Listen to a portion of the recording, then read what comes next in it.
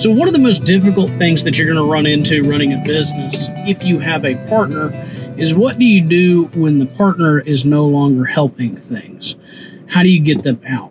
And the question becomes much more complicated depending on what type of legal entity that you operate. Inside of a corporation, you have some options. You can fire them and remove them from active management of the company, but you can't really remove their ownership of the company. You may actually not even be able to dissolve the company and shut it down. If you operate a partnership, a traditional partnership, then you may be able to immediately dissolve the company simply by saying, I no longer want to do business with you anymore. And then you're free from having to do business with that partner. If you're in an LLC, it actually winds up as one of the more complicated situations if you're trying to get rid of a partner. You see, LLCs follow old partnership laws. So there's a presumption under the law that you can stop a partnership or an LLC at any time. But the recourse is to close the company.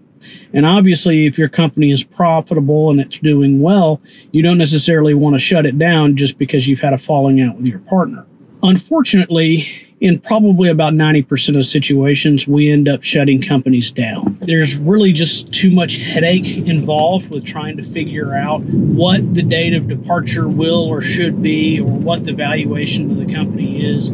Oftentimes, it becomes a fight over a smoking hole in the ground. So if you're in the situation where you're trying to get rid of a partner, the recourse that you have available is going to very much depend on how you set up your company. And your operating agreement, your bylaws will often set up certain ground rules for what should happen in those situations. However, if you didn't have an attorney help you set up the company, or if you've avoided talking to an attorney until now, it's very likely that your only recourse will be to shut the company down. So if this is something that you're going through that we could potentially help you out with, give us a call or reach out to some other business attorney. If you've got a business partner that's stopped pulling their weight, you do have options. So don't just sit on it and hope that it'll go away, because chances are it won't.